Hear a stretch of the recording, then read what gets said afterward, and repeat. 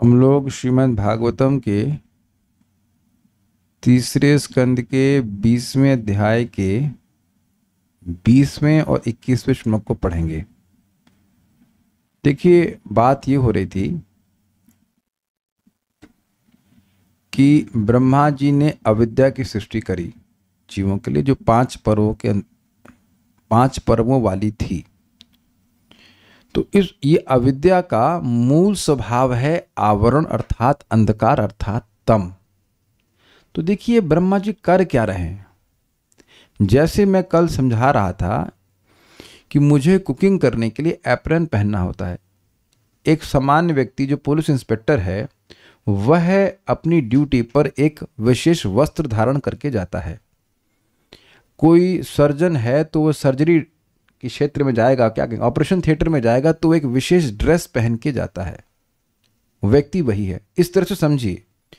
तो ब्रह्मा जी को जिस प्रकार की सृष्टि करनी पड़ती है वह अपनी योग करनी पड़ती है, तो वह अपनी योग शक्ति से उस सृष्टि के अनुरूप शरीर को स्वीकार कर लेते हैं। योग शक्ति से उनका शरीर बना रहता है, जैसे वो डॉक्टर बना रहता है ड्रेस ले लेता है, उसी प्रकार का वह है, एक शरीर ले लेते हैं और अब उसका जब प्रयोजन समाप्त हो जाता है तो उसको छोड़ देते हैं। इतनी बात समझ में आ रही है। पुलिस वाला घर में आके ड्रेस तो ना पहनता है, वह उसको त्याग देता है, अपना जो घर की ड्रेस वो पहने रहता है। कुछ इस तरह से समझ पा रहे हैं।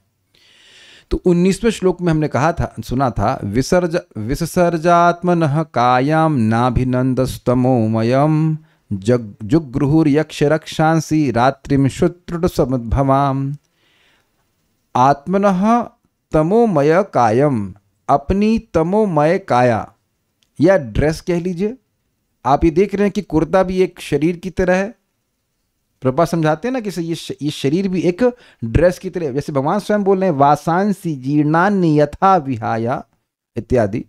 तो जैसे एक शरीर जो है, जैसे कपड़ा खराब हो जाता है, जीर्ण हो जाता है, तो दूसरा कपड़ा हम ले लेते हैं।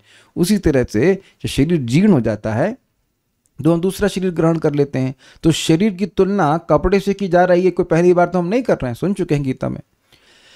तो भगवान यहाँ ब्रह्मा जी ने एक ऐसा समझ लीजिए कि अपना एक तमोमय, अपना एक काला कपड़ा, यद्यपि कपड़ा शब्द नहीं है, मैं समझाने के लिए बोल रहा हूं कि काया रखा गया, एक उस काया को विसर्ज त्याग दिया, विशेष रूप से त्याग दिया।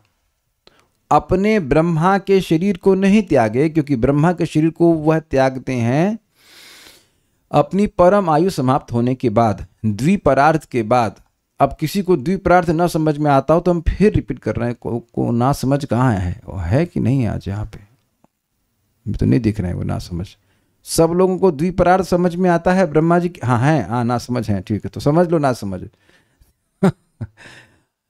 4 युग होते हैं, सतयुग, त्रेता, द्वापर, कली। उनको मिलाकर हमारे हिसाब से 43 लाख साल का समय होता है। ऐसे 1000 बार जब साइकिल बीतती है तो ब्रह्मा जी के 12 घंटे होते हैं, और इस प्रकार से ब्रह्मा जी का रात्रि भी होती है 12 घंटे की, और ऐसे ब्रह्मा जी के 365 दिन होते हैं, और इस प्रकार से ब्रह्मा जी 100 साल तक जीते हैं। तो 50-50 कर लीजिए, तो 50 साल जो ब्रह्मा जी के हैं उसको परार्ध कहते हैं। और जब 2 बार करेंगे तो द्विपरार्थ अर्थात 100 साल। तो ब्रह्मा जी का जो नॉर्मल शरीर है, जो ब्रह्मा जी का शरीर है, वह द्विपरार्थ तक व्याप्त रहता है, तो उसको ब्रह्मा जी नहीं त्यागेंगे। इस किसी भी श्लोक में ब्रह्मा जी उसको नहीं त्यागेंगे। ये क्लियर हो गया, एकदम इजी है। वह केवल उस योग शक्ति से स्वीकार किए गए शरीर को त्यागेंगे जिसका प्रयोजन वैसी सृष्टि करना है। वैसी का आशय है तमोगुणी सृष्टि, सतोगुणी सृष्टि और रजोगुणी सृष्टि। तो अभी हम लोग तमोगुणी सृष्टि के बारे में बात कर रहे हैं। तो उसमें इससे पहले वाले श्लोक में सुना आपने कि अविद्या की सृष्टि ब्रह्मा जी ने करी। तो अब अविद्या जो है वो 5 पर्व की है, तमिश्रम अंधतामिश्रम मोह माह मोह ऐसा करके था। तो अब या अविद्यास्मिता राग द्वेष अभिनिवेश, तो ये जरूरी है जीवों के लिए, ताकि जीव अपने देह से पहचान करे और भोग करे। ये सब बात आप समझ रहे हैं अब। तो ये सब सृष्टि करनी पड़ी ना, लेकिन सृष्टि अच्छी तो नहीं है। तो अब ब्रह्मा जी को ये अच्छा नहीं लगा, इसीलिए कह रहे हैं न अभिनंदन, इनको अच्छा नहीं लगा। अभिनंदन समझते हैं? अभिनंदन मतलब प्रशंसा करना, अच्छा मानना नहीं अच्छा लगा, इसलिए वह त्याग दिए। अरे इस सृष्टि की शुरुआत कर रहे हैं और शुरुआत में ही सब ऐसा हो गया। तो ये अच्छा नहीं माने, उसको वो त्याग दिए। किसको त्याग दिए? उस तमोमय काया को त्याग दिए। इजी, ठीक है। अब जैसे कोई व्यक्ति यहां किसी ड्रेस को त्याग दे तो बाकी लोग उसको उठा सकते हैं कि नहीं उठा सकते हैं? अब इसको हम समझ रहे हैं। ब्रह्मचारी आश्रम में कभी कभी ऐसा हो जाता था कि मंगल आरती जाना है किसी भक्त को, उसका कपड़ा सूखा नहीं है और दूसरे भक्त का कपड़ा सूखा हुआ है, तो उसको पहन के चल देता है तुरंत, क्योंकि उसको अब मंगल आरती जाना है। बाद में क्षमा याचना करता है, ये है फलाना का कुछ ग्रहण कर रहे हैं। तो अब उसी प्रकार से ये जो काया, मान लीजिए ड्रेस ब्रह्मा जी ने त्याग दी, उसको अच्छा नहीं माने, उसको यक्ष रक्षांसी जुग्रुहु, यक्ष और राक्षसों ने स्वीकार कर लिया और वही ड्रेस रात्रि के रूप में प्रकट हुई, अंधकार के रूप में प्रकट हुई। वह रात्रि का फंक्शन क्या है? शुद्ध समुद्भवाम, जो कि भूख और प्यास उत्पन्न करने वाली है। अब आप लोग से कोई प्रश्न कर सकता है कि भाई क्या दिन होगा तो भूख नहीं लगेगी? इसका उत्तर मेरे पास नहीं है। इसका उत्तर, भूख तो दिन में लगती है, लेकिन अब पता नहीं क्या फंडा है। एक बात समझ में आती कि रात्रि में खाना हजम होने के लिए अधिक समय रहता है तो सुबह भूख लग जाती होगी, व्हाटएवर। भाई सुबह पेट खाली हो जाता है तभी तो भूख लगती है। एक बार मेरे को भूख नहीं लग रही तो डॉक्टर साहब बोले कि अगर आप पेट आपका साफ होगा तो भूख लगेगी। तो कुछ भी हो, हम इसके बारे में अधिक नहीं कह सकते हैं, जो हो को नहीं पता है। यहाँ पे लिखा है कि रात्रि भूख और प्यास को जागृत करने वाली है। तो एक बात आप समझ लें, रात्रि तमोगुण का समय ही समझते हैं। तो यक्ष और राक्षसों का प्रधान गुण क्या है? तमोगुण। वह तमोगुण से उत्पन्न हुए। आगे जाकर असुरों के बारे में बात होगी, वो रजगुण से उत्पन्न हुए। यहाँ पे यक्ष और राक्षसों के तमोगुण के से संबंध को दिखाया जा रहा है। वह भी तमोगुण से उत्पन्न हुए और यह भी दिखाया गया कि उन्होंने इस तमोगुण को स्वीकार किया। मतलब ये जो अविद्या का फंक्शन है, स्वरूप का अज्ञान, यह यक्ष और राक्षसों में बहुत अधिक पाया जाता है। वो बैठ करके आत्मा के बारे में विचार नहीं कर सकते हैं। वो थ्योरी में भी स्वीकार नहीं करेंगे कि हम देह नहीं आत्मा है, या इससे परे भी कोई जगत है, इससे परे भी मतलब वैकुंठ, इधर कोई उनकी दृष्टि नहीं रहेगी।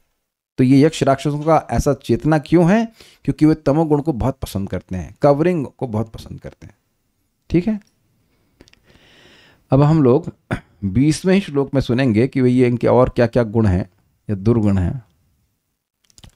शुत्रुभ्याम उपसृष्टास्ते तम जगधुम अभिदुद्रुवुः।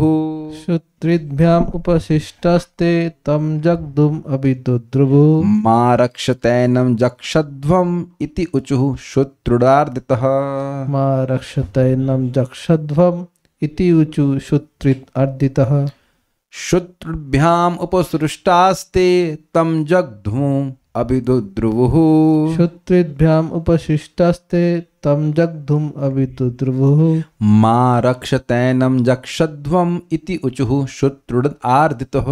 मा रक्षतैनं जक्षध्वम् इति उचुः शुत्रुडार्दितः। ठीक है। भूख तथा प्यास से अभिभूत होकर वे चारों ओर से ब्रह्मा को खा जाने के लिए दौड़े और चिल्लाए, उसे मत छोड़ो, उसे खा जाओ। तो अब ये तम है कि नहीं बताइए? अपने बाप को ही खाने के लिए दौड़ रहा है, तो ये अंधकार है कि नहीं? उनको यह भी नहीं समझ में आ रहा है कि भैया इन्हीं से हम जन्मे हैं, तो ये न समझ पाना ये अंधकार है कि नहीं है? आप बताइए कि हम में से कभी कोई भाई पिता से झगड़ा हो जाता है, लेकिन इसका मतलब ये नहीं कि पिताजी को काट के खा जाएंगे। ये तो घोर अंधकार है कि नहीं है? कुछ समझ रहे हैं कि नहीं समझ रहे? ये है ना तमोगुण। कितने लोगों का अपने पिताजी से कभी झगड़ा नहीं हुआ है? ओके, समझ गए होंगे आप। ये झगड़ा होता है, यहां तो ब्रह्मा जी से कोई झगड़ा नहीं है। अब देखिए फंडा बड़ा इंटरेस्टिंग है। वो स्वीकार क्या किए? रात्रि को, और रात्रि से भूख और प्यास प्रकट होती है। तो अब भूख और प्यास से इतने अभिभूत हो गए, इतना परेशान हो गए कि वो देख रहे हैं कि अरे ये खाने हमारे खाद्य पदार्थ है, ब्रह्मा जी हमारे खाद्य पदार्थ हैं। What an ignorance. और कुछ नहीं था, कल्याण पर सपोर्ट कर रहे हैं, उनको वोट दे रहे हैं यक्ष राक्षसों को। और कुछ नहीं था तो अब और कुछ नहीं मिलेगा तो आप पिताजी को खा जाएंगे। अब आप देखो कि आपने जो बात बोली वो हम तो कर क्रोध नहीं किए, लेकिन ये बेवकूफ़ी वाली बात है कि नहीं? आपको कुछ नहीं मिलेगा तो अपने पिताजी को खा जाएंगे। नहीं बोलिए माइक पे आप, नहीं बोलिए आप बोलना पड़ेगा। आप कैसे बोल दिए? बोलिए बोलिए माइक पे कि क्या करेंगे? कुछ खाने को नहीं मिलेगा तो आप पिताजी को खा जाएंगे। नहीं बोलिए, बोलो बोलो, हिम्मत हो तो बोलो बोलो। प्रभु जी और कुछ नहीं था इसलिए। नहीं नहीं, और कुछ नहीं मिलेगा तो अपने बाप को ही खा जाएंगे आप। आप बताइए, ऐसा कभी सोचेंगे आप? देखिए हर चीज को जस्टिफाई करने के लिए तैयार हैं। कुछ आपके अंदर भी कुछ कुछ कीड़ा है कम्युनिज्म का, कुछ भी कर ना लो। अरे कुछ कुछ विवेक होगा कि नहीं होगा? पिताजी से बात करते, भाई पिताजी से एक चीज बताओ, आप पैदा हुए थे तो पैदा होते हम माँ को खा जाते हैं क्या? तब भी तो खाने के लिए कुछ नहीं होता है, तो माँ पे डिपेंड करते हैं। उसके बाद भी जो थोड़े बड़े हो जाते हैं तब भी कोई सामर्थ्य नहीं होता खाना होने का। खाना बनाने का सामर्थ्य तो बहुत बाद में आता है ना। तो माँ बताती है, पिता बताते हैं कि ये खाओ। क्या ये ब्रह्मा जी से रिक्वेस्ट नहीं कर सकते थे? ये बताइए। आप जो तुरंत बोल दिए कि ये विवेक है? बताइए कि कुछ खाने के लिए था तो ब्रह्मा जी खा जाओ। ब्रह्मा जी इतनी सृष्टि कर सकते हैं, क्या इनके लिए भोजन की व्यवस्था नहीं कर सकते थे? आप बोलिए माइक पे, बोलिए। आप कुछ भी, आप तो पता नहीं क्या भागवत पढ़ा देंगे आप। बोलिए बोलिए माइक पे बताइए। ब्रह्मा जी इतने समर्थ हैं तो क्या इनके लिए भोजन की व्यवस्था नहीं कर सकते थे? बताइए। कर सकते हैं। तो काहे नहीं पूछे उनसे? तो क्या करना चाहिए था? ब्रह्मा जी से पूछना चाहिए था ना कि हमें क्या करना चाहिए। देखिए आप विचार कीजिए, आप सुनते हुए आए हैं। जब 4 कुमारों की सृष्टि की तो ये खाने पीने की तो बात ही नहीं आई, और उन्होंने कहा कि तुम सृष्टि उत्पन्न करो, नहीं किया, चलो कोई बात नहीं। क्रोध आया, शिव जी जब प्रकट हुए तो वो बोले ना कि मेरा क्या कर्तव्य है, या बोले कि मैं आपको खा जाऊंगा, ये मेरे लिए भोजन लाओ। उसके बाद 10 पुत्र उत्पन्न किए, वो कोई खाया इनमें से? तो 10 पुत्र उत्पन्न किए तो वो तो ब्रह्मा जी को नहीं खाए। वहां तो कुछ वर्णन नहीं कि ब्रह्मा जी तुरंत प्लेट में सब बच्चों के लिए कुछ खाने के लिए दे रहे हैं। मनु महाराज की सृष्टि की, वहां तो कोई नहीं खाया। तो आप देख रहे हैं कि ये लोग पैदा होते हुए ही मानव भक्षी हुए हैं। उनका स्वभाव ही इस प्रकार का है। ये थोड़ा समझने का प्रयास कीजिए। ऐसा नहीं है कि हर व्यक्ति को ब्रह्मा जी को खाने की जरूरत है। आप सुबह मैं कल ब्रह्मा जी को बनाऊंगा ब्रह्मा पाक, ब्रह्मा फ्राई, ब्रह्मा पकौड़े, तो आप समझ रहे हैं बेवकूफी की बात है। You don't even dream of this things, है कि नहीं, कि इंसान को मार के खा जाएं। लेकिन कुछ लोगों की ऐसी वृत्ति होती है, जो थोड़े से आदिवासी टाइप के लोग होते हैं, वो इंसान को ही मार के खा जाते हैं। प्रपात उसको रेफर करेंगे भी। उम्मीद है कि बात समझ में आ रही। ऐसा नहीं था कि भोजन की व्यवस्था ब्रह्मा जी नहीं कर सकते थे, लेकिन इतना मौका कहाँ दिए लोग। भूख लगी, प्यास लगी तो बाप को ही काट के खा जाओ। ये हिसाब किताब है। शुद्ध अर्थात भूख, और त्रिभ्याम यानी प्यास से, उपसृष्ट व्याकुल होकर के, ते यानी कि वे यक्ष और राक्षस, तम उन ब्रह्मा जी को, जगधुम खाने के लिए, अभिदुद्रवे सामने दौड़ पड़े। ऐसा भी नहीं कि प्रपोज किया, कुछ किए होंगे, प्लान किए, दौड़ पड़े, मतलब निर्णय था कि मार के इनको खा जाएंगे। शुद्ध वे सब भूख और तृण यानी प्यास से अर्धतः पीड़ित होने के कारण, एनम मां रक्षतः इन्हें मत बचाओ, ये मतलब छोड़ो मत इसको, जक्षध्वम खा जाओ, इति इस प्रकार उचु कह रहे थे। तो जिसने कहा कि इसकी रक्षा मत करो, वो कौन हुए? राक्षस। और जिसने कहा कि इसको खा जाओ, वो हो गए यक्ष। यक्ष का ही थोड़ा सा, आप लोग बंगाली में य को ज बोलते हैं ना, जवन, यवन की जगह जवन बोलते हैं, तो वो इंटरचेंजेबल इट सीम्स बोलते हैं ना। तो यक्ष की जगह यक्ष, जिसने बोला जक्षध्वम, इसको खा जाओ, और इधर कह रहे हैं कि मतलब मत बचाओ, तो इस प्रकार से उनका नाम राक्षस और ही यक्ष हो गया। सबको समझ में आ गया? यक्षों ने कहा कि इसे खा जाओ, और राक्षसों ने कहा कि इनकी रक्षा मत करो। तो राक्षस इस प्रकार से हुए और यक्ष इस प्रकार से हुए। इजी होगा। शुत्रभ्याम उपसृष्टास्ते, भूख तथा प्यास से वह पराजित हो गए, हार गए थे। ते मतलब वह यक्ष और राक्षस, इसलिए तम उन ब्रह्मा जी को जगधुम अभिदुद्रवु खाने के लिए वह दौड़े।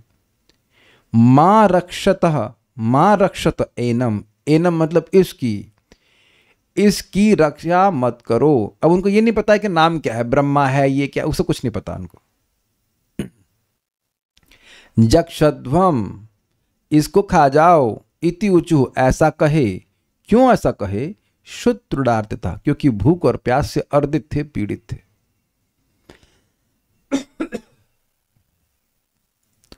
हर चीज जस्टिफाई नहीं होती है प्रभु जी। अम्बरीश महाराज भी प्यास से पीड़ित थे, आगे नवें स्कंद में हम सुनेंगे। और वो एक बूंद पानी लेने में भी संकोच कर रहे थे कि ब्राह्मण का अपमान ना हो जाए। आगे आप रंती देव के बारे में सुनेंगे, जो 48 दिन तक प्यासे थे, पूरी प्रजा के लिए व्रत कर रहे थे, अपनी पत्नी और बच्चे के साथ भी। और उनको भी परीक्षा लिया गया था कि जैसे खाने के लिए आगे बढ़ते तो कोई आ जाता लेने के लिए। तो ऐसा नहीं कि हर बार कोई व्यक्ति भूख और प्यास से पीड़ित होगा तो सामने वाले को खा ही जाएगा। और हम लोग भी तो भूख प्यास से पीड़ित कभी न कभी हो ही जाते हैं। कभी मिलता है, नहीं खाने को मिलता है, थोड़ी देर के लिए नहीं मिला, तो हम ये तो नहीं सोचते हैं कि चींटी मार खा जाएंगे या कॉकरोच खा जाएंगे या इंसान को खा जाएंगे। सो ये एक बहुत ज़्यादा अंधकार की स्थिति को दिखाता है। जैसे हमने सुना है अफ्रीका में कोई ऐसे स्थान हैं जहाँ पे इंसान चला गया तो उसको खा जाएंगे, ऐसा है, मैंने सुना है। और ये तो आप लोग सब जानते हैं कि चाइना में हर चीज़ जो चलती है उसको खा जाते हैं, except helicopter. Everything, they eat everything that moves except helicopter. सांप, बिच्छुआ, चमगादड़ तक हम बोलना नहीं चाह रहे हैं, लेकिन ये सब आप कभी सोचे भी नहीं होंगे ये ऐसे कैसे हो सकता है भाई। तो अब आप ये बताइए कि ये क्या ये अंधकार नहीं है? क्या चाइना में अन्न नहीं उगता है? पर्याप्त मात्रा में उगता है। तो ये अंधकार है। श्रीधरी, उपसृष्ट पद का अर्थ है अभिभूत। अभिभूत मतलब बिल्कुल हार गए। जगदुम का अर्थ है खा जाने के लिए, ब्रह्मा को खाने के लिए उपस्थित थे। उन सबों ने कहा, हम लोग चूंकि भूख और प्यास से व्याकुल हैं, अतएव ये हमारे पिता हैं, यह सोचकर कृपा पूर्वक इनकी रक्षा मत करो। किसने बोला? ये राक्षसों ने। यानी कि ये अवेयरनेस है, ऐसा नहीं पता है कि, ऐसा नहीं है कि उनको नहीं पता कि ये हमारे, इनसे हमारी सृष्टि हुई है, लेकिन अब भूख लग रही तो खा जाओ। ये राक्षसों ने भी कहा। इस तरह के एक प्रकार के राक्षसी जीवों ने कहा, दूसरे तरह के जीवों ने कहा खा जाओ। जक्ष और भक्ष धातु खाने के अर्थ में होता है।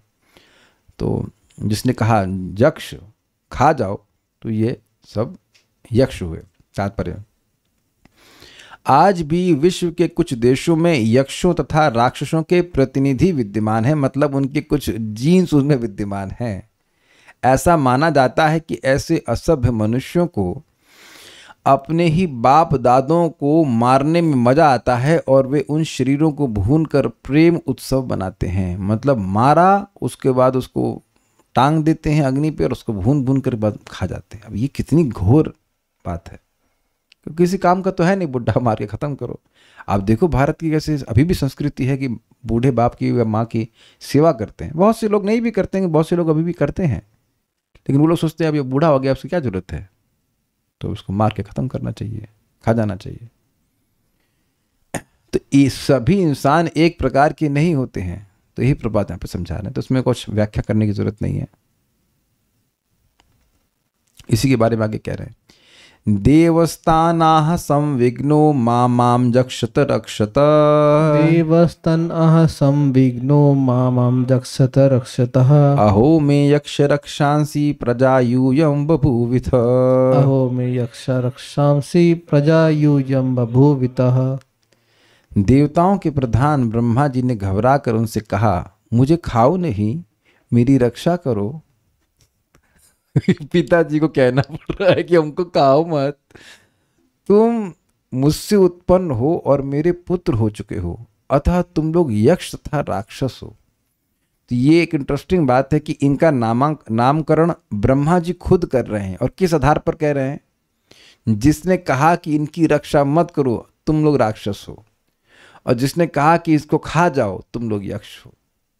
कुछ समझे? वैसे तो ये ब्रह्मा जी के लिए कोई नई बात नहीं है, हर बार हर सृष्टि में ये लोग होते ही हैं। अब एक प्रश्न होगा कि होते क्यों हैं? क्योंकि जीव अनादिकाल से जगत में फंसा हुआ है, तो कुछ जीव ऐसे हैं जिनको इस प्रकार से मनुष्य का मांस खाने की इच्छा होती है, तो उनको इस प्रकार की देह प्राप्त होती है। क्योंकि अभी आप आगे देखने वाले हैं कुछ देवताओं की सृष्टि होगी, तो आप प्रश्न ये नहीं कर, तब प्रश्न ये बनेगा ये देवता कैसे सृष्टि हो गई। तो पहले से जीवात्मा इस प्रकार से कुछ इच्छाओं को लेके आ रहा है, उसके अनुसार उसको शरीर मिलता है। कर्मणा देवनेत्रेणा जंतुर्देहोपपत्ति। एक बात आप समझ लीजिए, प्रभुपाद बात को समझा रहे हैं कि आप सभी लोग जो भक्ति में आए, हम लोग पहले भी भक्ति कर चुके हैं, बस सफल नहीं हो पाए।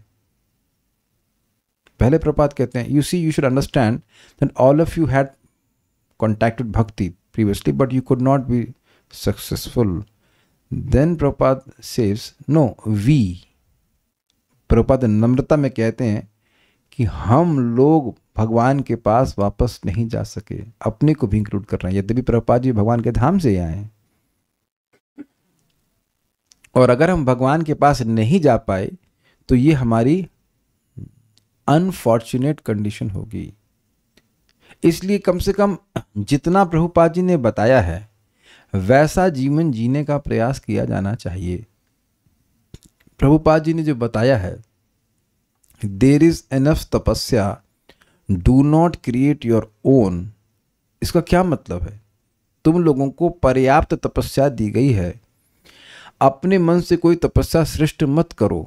इसका क्या मतलब, पर्याप्त का क्या मतलब होता है? कोई वैद्य आपको दवा दे रहा है और वो कह रहा है कि ये पर्याप्त दवा है, इसका मतलब क्या है? तुमको अपने मन से और कोई दवा सोचने की जरूरत नहीं है, और ये दवा तुमको पूरी तरह ठीक कर देगी।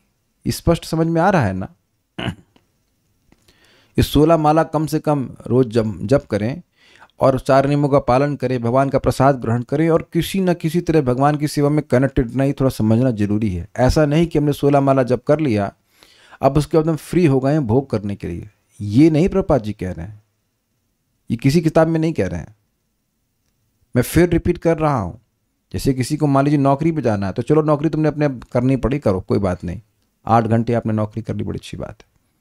बाकी समय बड़ा एकदम जैसे ना नहीं नोट संभालता है ना अपने, कि हमारा नोट व्यर्थ ना हो जाए, तो उस तरह से हर क्षण को भगवान की सेवा में लगाने के लिए रहना चाहिए तत्पर। और भगवान की सेवा का डायमेंशन बहुत बड़ा है, क्योंकि आपने सुना था ना अनुशीलनम माधुर का भक्ति रसामृत सिंधु सुन रहे हैं ना, अनुशीलनम मतलब शरीर से, मन से, वाणी से भगवान के लिए कुछ करना। इसलिए ये लिमिटेड नहीं है कि आप केवल जप ही करेंगे तो वह भक्ति है। Is it sinking in? ये सब कुछ क्लियर हो रहा है ना, कि केवल कथा में बैठेंगे तो बस वही भक्ति है, ऐसा नहीं है। कथा के समय कथा में बैठेंगे, हाथ पैर से जो सेवा करती है, भगवान के लिए भोजन बना रहे तो वह भी सेवा होगी। Does that sink in? Is it sinking in? जैसे भी मैं क्लास के पहले, उसमें रिकॉर्डिंग में तो नहीं, क्लास के पहले भक्तों के स्वास्थ्य के बारे में कुछ बता रहा था, तो क्या वो भक्ति है कि नहीं है? वह भी भक्ति है, क्योंकि भक्तों की सेवा के संबंध में है। भक्तों के संबंध में जो भी आप करोगे वह भी अनुशीलन में आएगा कि नहीं आएगा? ये ट्रेनिंग स्वीकार करनी है। एक बात समझने में बहुत टाइम नहीं लगना चाहिए कि हम अपने वाणी को, मन को, शरीर को कैसे भगवान की सेवा में लगाएं। ये शिक्षा ग्रहण करनी होती है वैष्णवों के मार्गदर्शन में। शुरुआत में मार्गदर्शन चाहिए होता है, बाद में आप समझ जाते हो कैसे करना है। जैसे सिंपल सी बात है, मान लीजिए आपको अनुलोम विलोम नहीं आता है फॉर एग्जाम्पल, तो आप टीचर के मार्गदर्शन में सीखोगे 1 दिन, 10 दिन, 5 दिन, उसके बाद अब ये नहीं कि अब आपको 24 घंटे टीचर आपके सामने खड़ा रहेगा, हर बार आपको प्रणाम करेंगे तो आपके सामने खड़ा रहेगा, नहीं ना, जरूरत है ऐसा। After a while you understand कि कौन से कर्म कैसे करने चाहिए, कौन से अपराध से बचना चाहिए, कौन सी भक्ति करने से लाभ होता है, मतलब इन द सेंस कौन सी भक्ति कैसे करनी चाहिए, किस कब क्या करना चाहिए, खुद भी विवेक आ जाता है।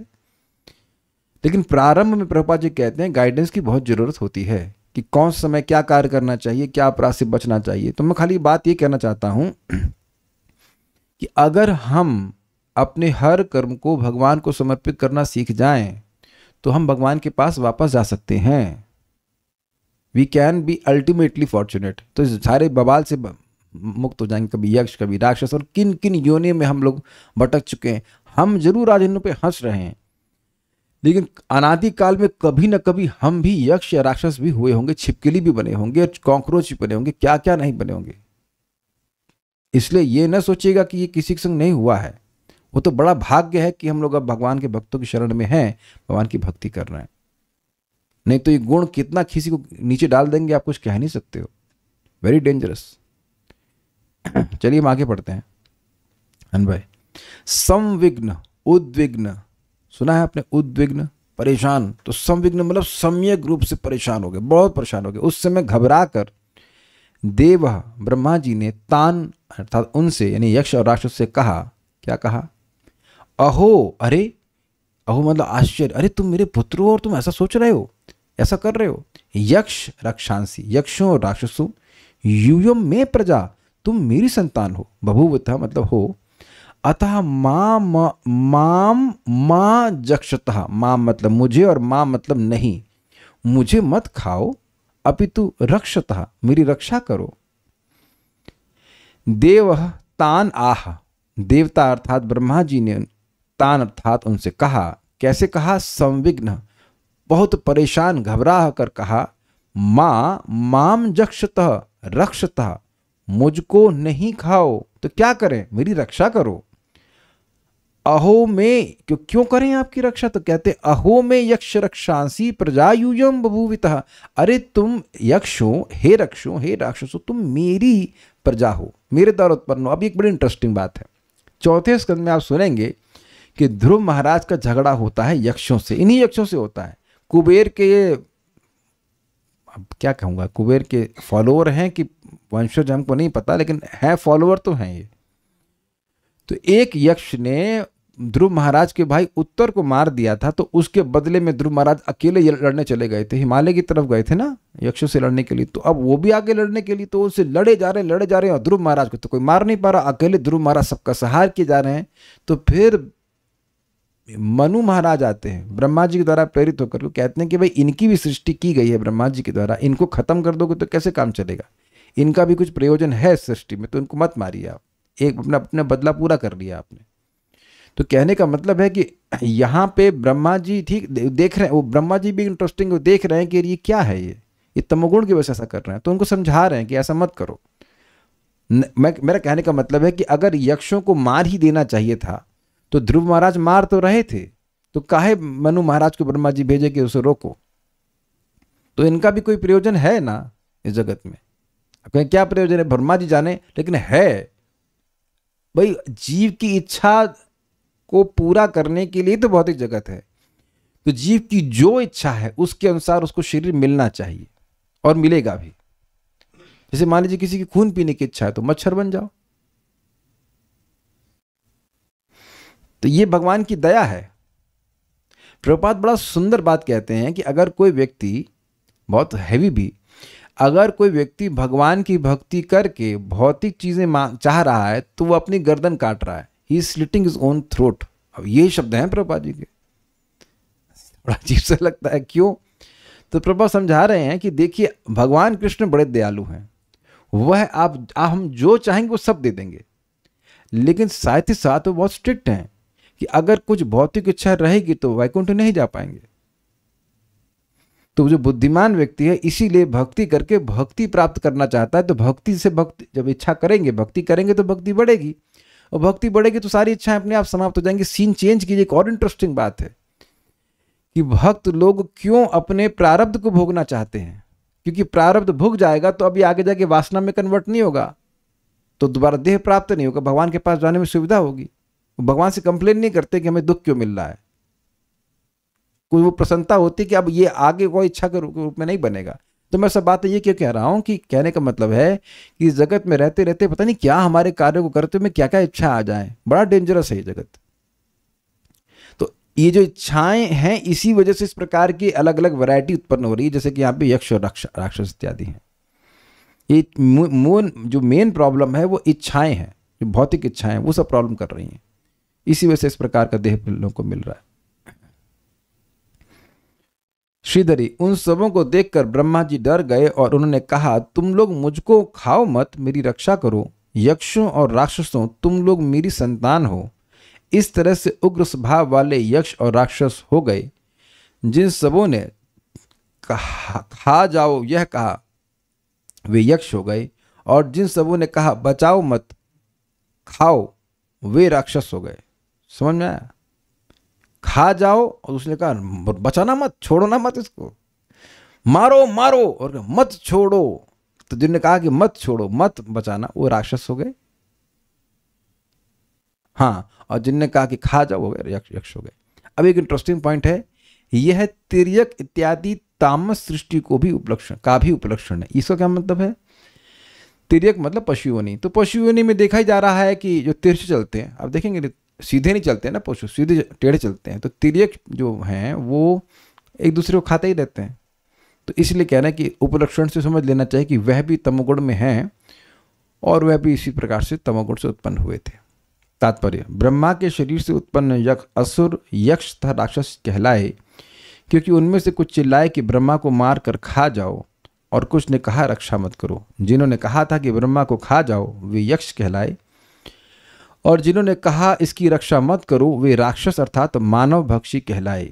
यक्ष तथा राक्षस ये दोनों ब्रह्मा की आदि सृष्टि हैं और आज भी असभ्य मनुष्यों का प्रतिनिधित्व करते हैं और सारे संसार में फैले हुए हैं। वे तमोगुण से उत्पन्न हैं, अतः अपने आचरण के कारण वे राक्षस अर्थात मानव भक्षी कहलाते थे। एक इंटरेस्टिंग पॉइंट यहाँ पे है, उसको हम बोल के रुकेंगे। देखिए, यक्ष और राक्षस केवल शरीर की बनावट से नहीं आचरण से होता है। तो कोई व्यक्ति यहाँ मांस भक्षण कर रहा है, निरामिष कहते हैं ना, गलत चीज खा रहा है, तो ये सब राक्षसों की ही वृत्ति है। निरामिष तो बोलते हैं मांस को, सॉरी आमिष आहार, हाँ निरामिष आमिष। तो अब कोई इस तरह का भोजन करे और वो सूट बूट पहन करके आ जाए तो उससे वह देवता नहीं बन जाता। अब इतनी अद्भुत बात है, हम नाम तो नहीं ले सकते हैं, लेकिन एक विदेश के प्रधानमंत्री भारत में आए जिनको कि गोमांस खाना अच्छा लगता है, और यहां भारत की लाखों जनता उनके स्वागत में थी। ये देख रहे हैं भारत की जनता का ज्ञान कि ऐसे व्यक्ति का स्वागत कर रहे हैं जिसको गाय का मांस खाना पसंद है। और यहाँ पे भी भारत में बहुत सारे तो नहीं कह सकते, लेकिन कुछ ऐसे जरूर राज्य हैं जहाँ के चीफ मिनिस्टर ओपनली कह देते हैं कि हमें उनको गाय का मांस खाना बड़ा अच्छा लगता है। हम नाम तो नहीं लेना चाहते हैं, नाम लेने लायक है भी नहीं वो, लेकिन ऐसे लीडर हैं जिसकी जो आप कल्पना भी नहीं कर सकते हैं कि ऐसा कोई लीडर वैदिक काल में हो सकता है। लीडर ऐसा है तो सोचिए चेले कैसे होंगे। तो ये सब यक्ष और मतलब राक्षसों की वृत्ति ही है। ठीक है, यहाँ पे और कुछ कहना नहीं। अब अगली सृष्टि कल होगी, क्योंकि वो थोड़ा अलग नेचर के हैं, तो उनको यहाँ से अलग कर दिया जाएगा, तो अलग टॉपिक रहेगा। कोई प्रश्न किसी भक्त का है तो हम देख लेते हैं। प्रारब्ध वासना कैसे बनती है? प्रारब्ध वासना कैसे बनती है? देखिए, प्रारब्ध वासना नहीं बनती है। प्रारब्ध का मतलब होता है कि जो कर्म हम इस जीवन में भोग रहे हैं वो वासना कैसे बनेंगे? वो नहीं बनेंगे। लेकिन जो पहले के किए गए कर्म हैं वो वासना के रूप में जीवन में आते हैं, इसके अनुसार वो कार्य करता है। ये आप उल्टा समझ रहे हैं। प्रारब्ध नहीं भोगेगा तो वासना के रूप में रहेगा। यक्ष तथा राक्षस ने ब्रह्मा जी को तो खाना चाहा, लेकिन एक दूसरे को नहीं खाया। हाँ, यही तो इंटरेस्टिंग बात है। देखिए, ये मैं भी सोच ही रहा था कि एक दूसरे को नहीं खा रहे हैं, या तो ये क्यों नहीं खा रहे हैं पता नहीं, लेकिन उनकी अपनी पार्टी बना ली और बाप को ही खाना शुरू कर रहे हैं। ये क्या कह सकते हैं? यक्ष पार्टी है, राक्षस पार्टी। या तो होगा कि भाई ये आदमी चुपचाप बैठा है, साधु आदमी से मार के खा जाओ, या फिर ब्रह्मा जी का साइज बड़ा लग रहा होगा कि ये बड़ा मोटा बैल है, वhatever, मोटी पार्टी से खा के मार के खा जाएंगे। अब क्या बोले, हम यक्ष तो है नहीं ना, राक्षस है, तो क्या वृत्ति होगी? जनरली देखा जाता है कि लोग मुर्गा खाते हैं, एक दूसरे को मार के नहीं खाते हैं। तो इनकी यही अंधकार है कि बुद्धि में लग रहा है कि ये खाने की वस्तु है। तो क्या इस पे अब यक्षों के गुणों पे क्या विचार किया जाए? अब आप जो प्रश्न किए जा रहे हैं उसका उत्तर नहीं देंगे। देखिए, जो प्रश्न कर रहे हैं उनकी बुद्धि अभी थोड़ी छोटी है, तो जब कीजिए निरंतर, कम से कम 1 साल बुद्धि को थोड़ा साफ कीजिए, उसके बाद आप कुछ समझ पाएंगे बात। ऐसा नहीं कि मैं कुछ बोल के चला जाऊंगा तो आप ग्रहण कर लेंगे और समझ भी लेंगे। कुछ समझ रहे हैं ना बात? जैसे एक मैडम ने, निर्मला माता जी ने मेरे को कुछ बताया, इंसेक्टिसाइड का नाम दिया हुआ, तो हमको तो समझ में नहीं आया। अब उसके लिए पढ़ना पड़ेगा ना। जो व्यक्ति एमटेक या जो किया है, एमएससी किया है, उसमें उसको बोल रहा है, उसकी भाषा में 1 मिनट में क्या समझ लूँगा, जरा बताइए। तो अभी आप कम से कम 6 महीना रोज दिखिए 5:30 बजे जब करते हुए, सुबह 16 माला कर लीजिए, तब आपको बात समझ में आएगी।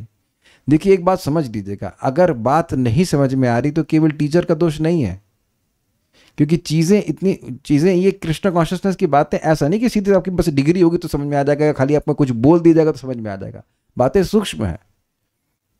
तो अभी नहीं समझ में आ रहा है तो उसका क्या कर सकते? मैं कुछ भी नहीं कर सकता। मैं कितना भी समझा दूंगा नहीं समझ में आएगा, इसलिए मैं व्याख्या करूंगा ही नहीं। और बाकी आप भक्ति स्वामी सिंधु को सुनिए, क्रम से धीरे धीरे बात समझ में आती। मैं नोटिस कर रहा था, जो परम पूज्य वृंदावन चंद महाराज की हम क्लास रिकॉर्ड की है, महाराज पूछ रहे हैं कुछ और सामने वाला बोल रहा है कुछ, और ये एक बार नहीं हो रहा है, कई बार हो रहा है। जैसे कि एक प्रश्न महाराज पूछे कि अनुकूल लेना का क्या अर्थ है? जो भक्ति के अनुकूल उसे स्वीकार करना है, जो भक्ति के प्रतिकूल उसको रिजेक्ट करना है। जबकि वो बात गलत नहीं बोल रहे हैं, लेकिन प्रश्न क्या किया जा रहा है। और महाराज वहां पे उस बात को बोला, एक कटाक्ष करके, मतलब कटाक्ष तो नहीं कह रहे, मजाक करके समझाए कि वो कह रहे थे कि जब हम लोग, मतलब महाराज जब बीएचयू में पढ़ रहे थे तो उनके टीचर बता रहे थे कि प्रश्न किया जाता है, और ये सबके संग हुआ भी होगा, और तुरंत उत्तर लिखना शुरू, और प्रश्न को समझे ही नहीं और उत्तर लिख दिए एकदम पहाड़ जैसा, लेकिन मार्क्स कितना मिला? 0, क्योंकि वह उस प्रश्न का उत्तर था ही नहीं। तो मैंने ये अनुभव किया है कि ये जो अवस्था है ना सचेत होने की, that is mode of goodness, और ये आप और मैं फोर्स नहीं कर सकते हैं। साधना करते रहते हैं, जब करते रहते हैं, तो धीरे धीरे सत्वगुण की वृद्धि होती है और एक गुण आने लगता है श्रुत धारणा। जो सुना है उसको धारण कर पाए, उसको समझ पाए। मैं इसीलिए यहाँ पे किसी से कोई प्रश्न नहीं करता हूँ कि मुझे पता है कि ये गुण बहुत ही कम लोगों में है कि मैं जो बोल रहा हूँ वो समझ पाए। इसीलिए हम बार बार क्लास के बीच में एक पॉइंट बताते हैं, एक पॉइंट बताते हैं, ताकि कम से कम इस क्लास से एक पॉइंट बात समझ में आ जाए। सारी बात समझ में आ जाए नहीं होगा। हाँ, एक बात जरूर है कि एक नियम आप पकड़ लें कि रोज ब्रेकफास्ट के पहले 16 माला जप कर लें और जीभ से केवल प्रसाद ग्रहण करें, तब चित्त पवित्र होगा और आप खुद विश्वास होगा कि हाँ, ये प्रभु जी सही कह रहे थे, जो बातें हमें पहले समझ में नहीं आ रही थी वो हमको समझ में आने लगी, क्योंकि ज्ञान मैं नहीं दे रहा हूँ, ज्ञान भगवान देते हैं। सर्वस्व चाहम हृदय सन्निविष्टो मत्तः स्मृतिर ज्ञानम अपोहनम। चाहे कितने ही भक्तों का अनुभव होगा कि शुरुआत में कुछ नहीं समझ में आता है, बार बार सुनते रहते हैं और साधना करते रहते हैं तो बात समझ में आती है। No one can help you in this regard except you yourself. सभी लोगों के लिए बोल रहा हूं, आप साधना कीजिए, हरे कृष्ण मंत्र जप कीजिए, निमित्त से जप कीजिए, हृदय पवित्र होगा तो जो सूक्ष्म बातें वो समझ में आएंगी। मैं कितना सर फोड़ता रहूं, प्रारब्ध ये होता है वो होता है, समझ ही में नहीं आएगा तो मतलब क्या है? तो मेरे मेहनत करने से कुछ नहीं होगा। मैं वही चीज बार बार बोलता रहूंगा। मैं खुद अनुभव किया। एक सिंपल एग्जाम्पल देता हूं आपको। हमारे तनिष्क प्रभु, हम क्यों लगा दे रहे थे, तनिष्क प्रभु ने पूछा कि जब प्रभु जी भक्ति करने से प्रारब्ध नष्ट हो जाता है तो भक्तों के जीवन में दुख क्यों आता है? यही प्रश्न है ना आपका। यही प्रश्न हमने परम पूज्य वृंदावन चंद महाराज से पूछा, और महाराज कम से कम मैं महाराज से 3 बार पूछा, और तीनों बार महाराज एक ही उत्तर दिए और मुझे नहीं समझ में आया। और मैंने कहा हाँ समझ में आ गया, फिर मैं कंफ्यूज हो जाता था, समझ में नहीं आता था। तीसरी चौथी बार जब मैं उसको वही उत्तर सुना तब समझ में, ओ ये कह रहे हैं। अब देखिए क्या इसका उत्तर है। भगवान प्रारब्ध, भगवान की भक्ति प्रारब्ध नष्ट कर देती है, लेकिन उस प्रारब्ध को नष्ट नहीं करती है जो आपकी भक्ति के लिए अच्छा हो। कुछ समझ रहे हैं? चाहे वो सुख के रूप में आए, चाहे वो दुख के रूप में आए, कुछ ग्रहण कर रहे हैं। ऐसा नहीं कि प्रारब्ध आपका केवल दुख के रूप में आता है, प्रारब्ध सुख के रूप में भी आता। अच्छा भोजन खाने को मिल गया, बुद्धिमान है तो मान लो बुद्धिमान है तो भगवान बुद्धि को नष्ट कर देंगे, कर देना चाहिए उनको। उस बुद्धि का उपयोग अगर भगवान की सेवा में आप कर रहे हो तो क्या गलती है बताइए? कुछ गलती है? आप चाहते हो वो नष्ट हो जाए? नहीं। अगर आप स्वस्थ हो रहे हैं, स्वस्थ होकर के भक्ति कर रहे हैं तो भगवान कुछ उसको हटाएंगे? नहीं हटाएंगे। यहां तक कि धन दे रहे हैं और धन का उपयोग भी भगवान की सेवा के लिए कर रहे हैं तो भगवान उस धन को भी नहीं खींचते हैं। धन तब खींच लेते हैं जब उस धन की वजह से भक्त भगवान की तरफ आ नहीं पाता है। कुछ समझ रहे हैं ना बात?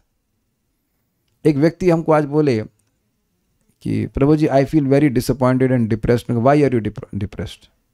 समवन लेफ्ट मी, मीन्स लड़की, वो लड़के हैं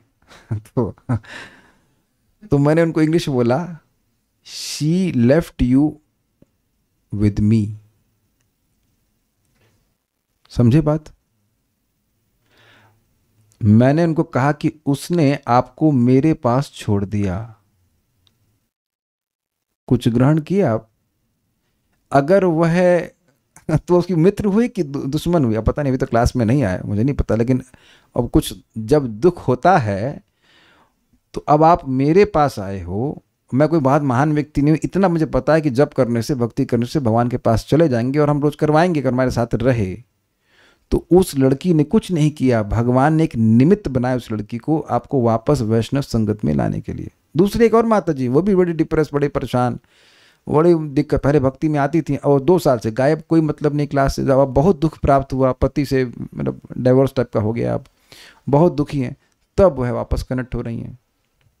मैं उनका कुछ मजाक नहीं बना रहा हूँ।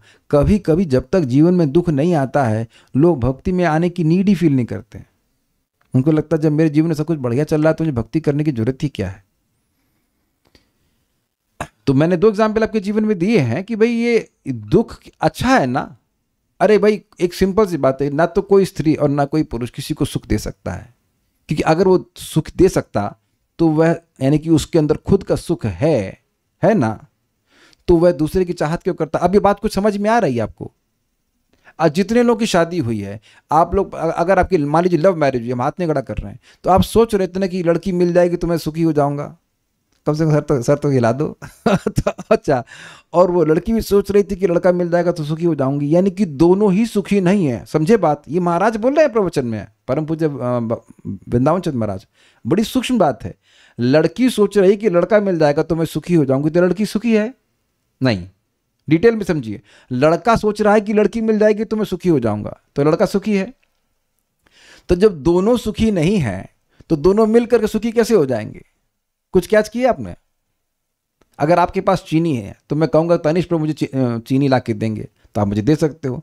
जब आपके पास भी चीनी नहीं है और मेरे पास भी चीनी नहीं है, मैं सोच रहा हूं कि आप मुझे चीनी दे देंगे और आप सोच रहे हैं कि मैं चीनी दे दूंगा, तो ये बेवकूफ़ी है ना।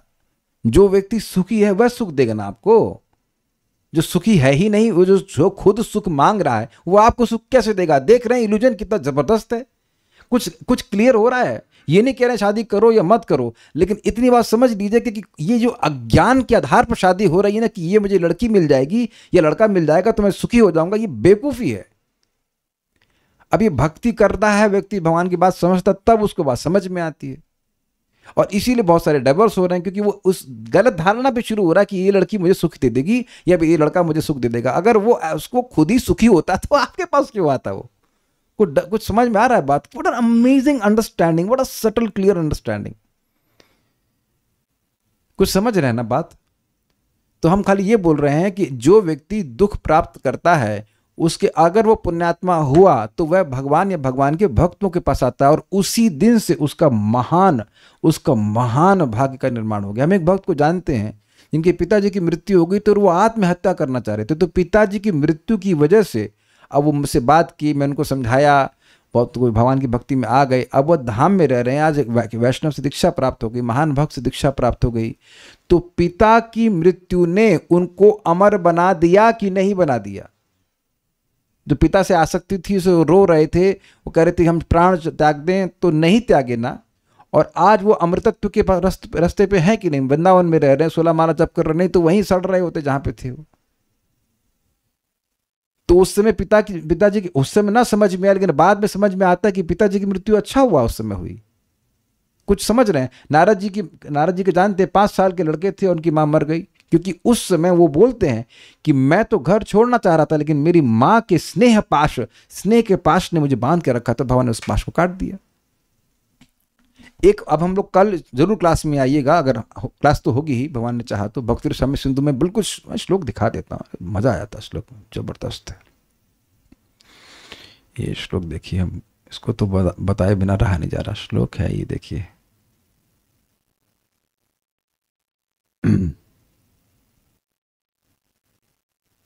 ना वासुदेव भक्ता नाम अशुभम विद्यते क्वचित, जन्म मृत्यु जरा व्याधि भयम वापि उपजायते। वासुदेव के भक्तों का कभी भी अशुभ नहीं होता है।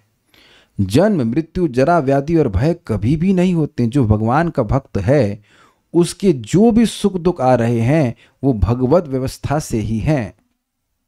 उसके लिए जो नीडफुल वो करता है। मान लो पेट में दर्द हुआ तो ठीक है, भगवान ने व्यवस्था करी है तो उसके लिए हम दवा खा ले रहे हैं, लेकिन यह नहीं सोचते हैं कि हम अब भगवान हमको पीड़ा दे रहे हैं, भगवान हमारे प्रकृति क्रूर है। उनका उद्देश्य केवल और केवल मात्र आपको अपने पास वापस लाना है। उसके लिए जो भी आवश्यक होगा वो करेंगे। जैसे कि डॉक्टर का एकमात्र उद्देश्य आपको ठीक करना होता है, कभी कड़वी दवा देता है, कभी मीठी दवा देता है। उसका यह प्रयोजन नहीं होता है कि आपको खुश करे, वह आपको ठीक करना चाहता है। Does it make sense to all the devotees? और प्रभुपाद इसको स्पष्ट कहते हैं, डिवोटीज मिजरीज आर आर्टिफिशियल। वो कर्म के अनुसार नहीं, अभी तो भगवान की व्यवस्था के अनुसार आते हैं। तो ठीक है, और तो कोई प्रश्न नहीं है। So we'll stop here. Shrimad Bhagavatam की जय, श्रील प्रभुपाद की जय, निताय गौर प्रेमानंदे।